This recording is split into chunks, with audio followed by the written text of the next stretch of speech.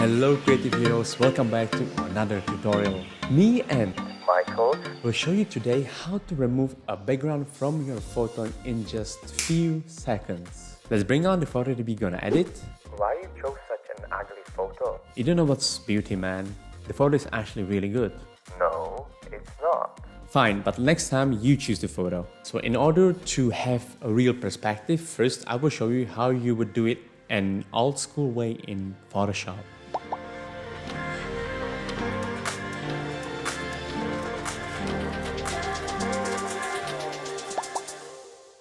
Alright, it wasn't that long. It took forever. Anyway, now it's time to reveal how you can remove the background in just few seconds without any Photoshop actually. Let's do it!